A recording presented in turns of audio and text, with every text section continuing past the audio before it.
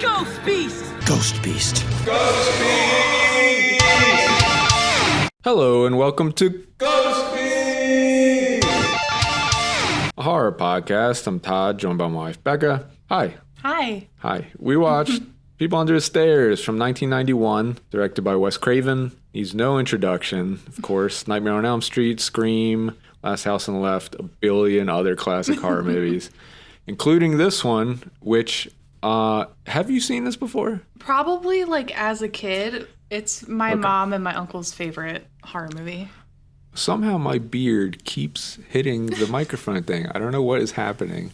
I think when we started watching this, the funny thing is I felt like maybe I had seen it and I had like this picture in my head of what this movie is. And like, yeah, I realized like, oh, I have seen this. Yeah. I remembered nothing about it. Like, Yeah. I don't know how. I definitely have noticed there are movies on Letterboxd I'll look up and I'll have rated and I'm like, I don't know what this movie is. I'll even like read about it and look at pictures and I'm like, I really, this flushed out of my brain. Yeah, I know. I'm having the same issue too. I feel like I jump timelines and my letterbox is keeping track. I refuse. You're already laughing. I don't like that. I was going to say, I refuse to say it's because I'm old. I think it's just we've watched so many goddamn horror movies. Oh, yeah. Cannot keep up. That and we jump timelines. Yes, that too. Okay. But yeah, this movie, I mean, it's a classic and it's great. And I think that I probably understand it better now as an adult than I ever would have. Did you enjoy this? Yeah, I completely agree. I think, I can't even recall what my tiny kid brain might have understood from that movie, but it definitely wasn't what I got now. So that's the thing. We're not going to spoil it just yet. But the movie itself, it's funny because I feel like there's definitely two layers going on here, and we're not going to be saying anything new here.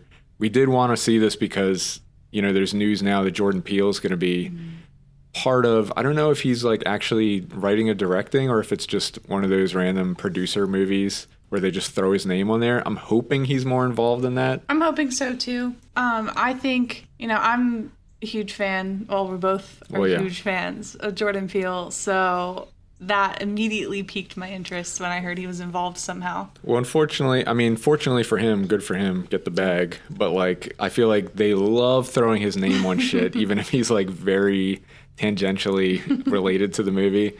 I definitely feel like this is something he could like really eat up and do something with though.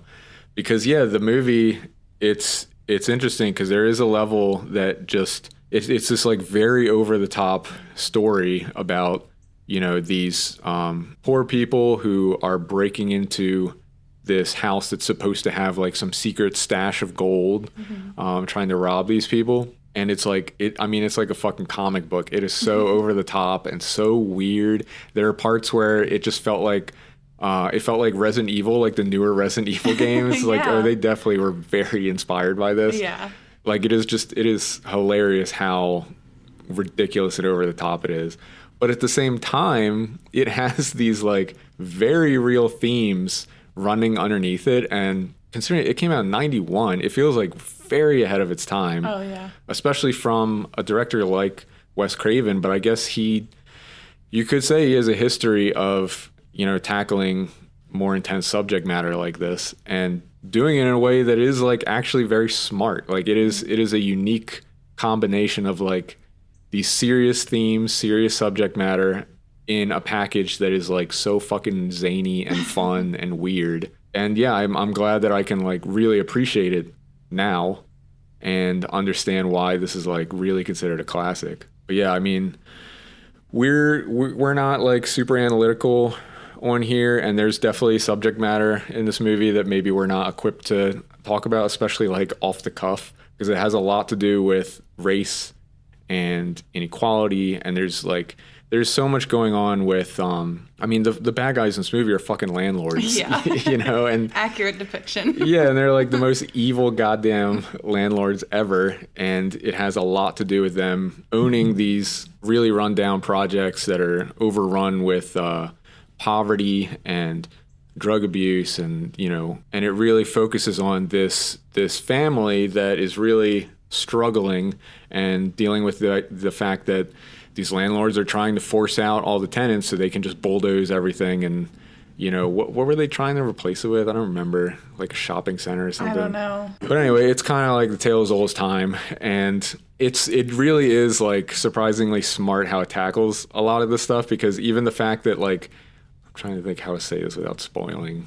But even the fact that like the police are like complicit with these people, you know what I mean? Like they show up and see the mayhem that's happening, and they're just like buddy with the landlords. Like, yeah, nothing to see here. It's all good. So it's a very smart movie considering how it's packaged, and yeah, it is so fucking weird and over the top, and it is really a product of the 90s. Like, it is a very fucking 90s movie, you know? I mean, what can you really say about it without spoiling? I can't, so, yeah. It's hard because it is a classic that I think most people have seen, but it is worth checking out. It really holds up. Like I said, there are things that we're probably not the best people to be talking about, but it's still easy to recognize the themes that it's playing with and the ideas being expressed. And look, we're white. We don't have that experience. Is that what you're trying to say? Like, I guess that's what I'm trying to. That's what I'm dancing around. Yeah, I really just want to fucking talk about it. So let's just get to the spoilers. So I mean, I feel like there's so much in this movie that instantly just feels classic. Like there are lines, as soon as I heard them, I was like, I know people fucking love this shit. Like early on when the one landlord says bad girls burn in hell. It's like stuff like that that's just like, oh man, like just chef's kiss. Like so good. Daddy. We can get to daddy. Are you calling me daddy? What? I don't know. Okay. Cut that out. But oh man, it's like where to begin. You know, it's like it is like this kind of fun kind of adventure because when they introduce these landlords, mommy and daddy, which by the way, like I love how it's close to the end of the movie when they mention that they're brother and sister, and it's just like, oh, like of course, like that's just such a little gross wrinkle that just works. But it's cool the way they set it up. It feels like that movie, Don't Breathe. Is that the movie? Mm. That definitely feels like very inspired by this. Like this idea that these people are breaking in, and like very quickly you get this idea that like something is very off here because the way everything is locked like from the outside, and it's just I don't know. It's very creepy. Their supposed daughter just looks like she lives the most miserable life, and she's never seen the outside.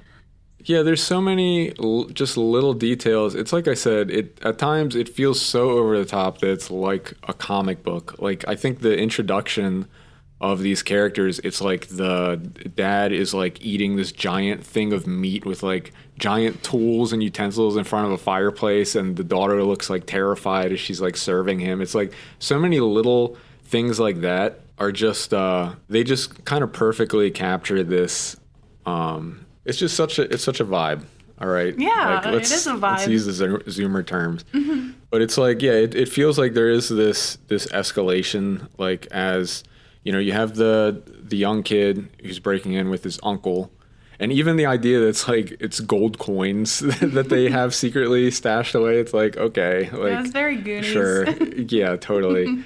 But it's like it's this build up to the part where the landlords come home, and when they go to hunt him, the dude like suits up in this fucking full leather armor with a shotgun, and it's like that's when I think it really is just like, yeah, this is what the movie is. Yeah. And I think go ahead. Oh, he's just like full One Piece character, like. Yeah, he's like an anime character. You called him Cunty Leatherface, which was like, I forgot that just made me like that. spit out my drink. It's like perfect. Yeah, I wrote it down because I was like, that's so fucking funny. I forgot I said that. He is a Cunty Leatherface. Yeah.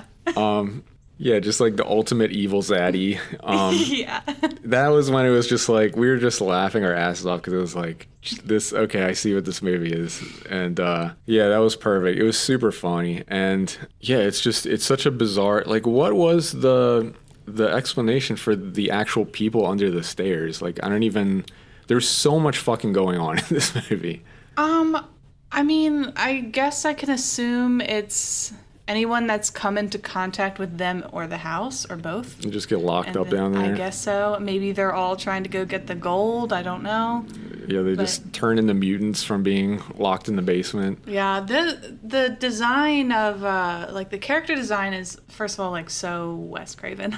Yeah, like, totally. Roach is just It's like the slider just went like off the charts to 1,000. Yes. Yeah, I think all the like practical effects and the prosthetics and stuff they use, like when you first see, like I assume it's like Roach's hand coming out. Oh yeah. Through the vent, it looks so cool. Like it's just so it's like so campy and. Oh had Yeah. That's the word.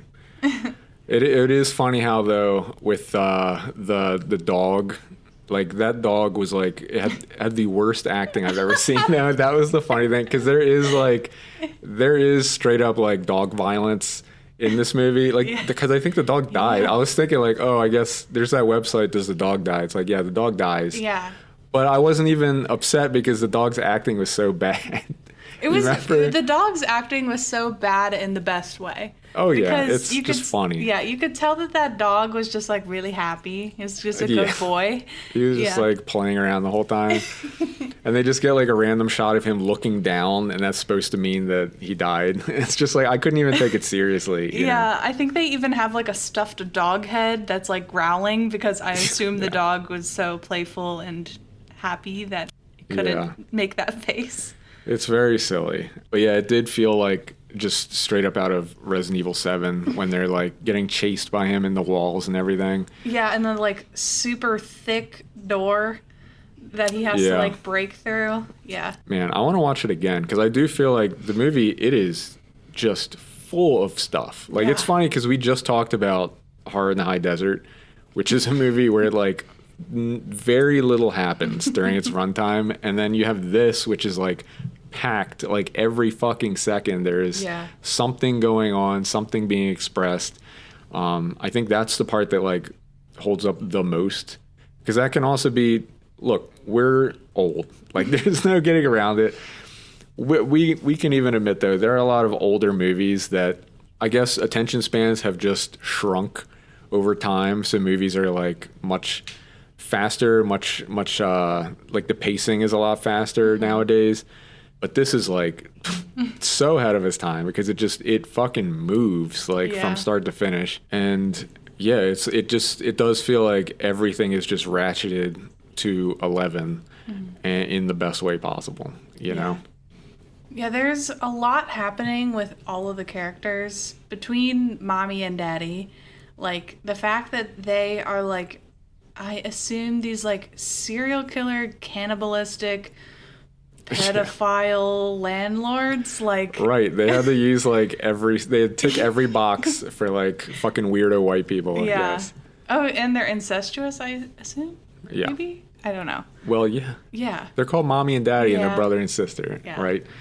I mean, is that their actual daughter? No, they stole her. Oh, I missed that. Yeah. They definitely stole her because there's a scene where the daughter and then the kid are talking, and he's like, "Hey, those aren't your real parents." Oh. Yeah, which is also like maybe terrifying. It was a bridge too far, I guess. But yeah, it is like impressive though how ridiculous, how over the top, how fun this movie is, but there is like this beating heart that is like very real and is really saying something. And I think that's part of what makes it so special. And like, the lead up to the ending when, I mean, they do find like the gold coins at some point, which is like, sure. It's like a huge it just makes money sense. Room, just loose money. I was getting that because remember first they just find like the little stash of gold coins. Yeah. But then, at the end, there's the room that's just like ridiculously full of cash. Yeah, just hoarding wealth. Yes, and the kid, his first response is like, "Oh, I guess that's where all the money from the hood's going," and it's like true. Yeah, true. Yeah, it is like the ultimate fuck landlords movie, basically. Yeah. But all of that, it just worked super well, and I do feel like I probably saw this when I was much younger, and so much of that went over my head. But it's like I said, it is like there are these two layers, and even just the surface layer, zaniness, is a really fucking fun movie. It's just the fact that there's more that's also going on. That's what kind of catapults it into being like a masterpiece. Because this movie, it's excellent. It's I think it's one of Wes Craven's best movies for sure. And very excited to see what Jordan Peele is going to do with it. I'm so excited. Holy shit. Like, if he really tries to capture this tone in the newer movie, I can only imagine. It's going to be fucking bananas. Yeah. So I'm very excited to see what that looks like now. Bronna, did you have anything else you want to talk about? I don't think so. Yeah. You can go to ghostbeast.com for all their links. You can also search for Ghost Beast Pod, and you can follow Ghost Beast on Letterboxd, where we rank all the movies we cover. You're so pretty. Okay, so I would put this above The Blackcoat's Daughter, under Psycho. Yeah. Sound I good? agree with that. Easy peasy, number 12. And you can contact us, podcast@ghostbeast.com. What's your favorite Wes Craven movie? The most cliche question I can ask. But he has a big fucking catalog. Yeah. Like, I didn't really realize just how much he's done. Bye. Have we gotten any?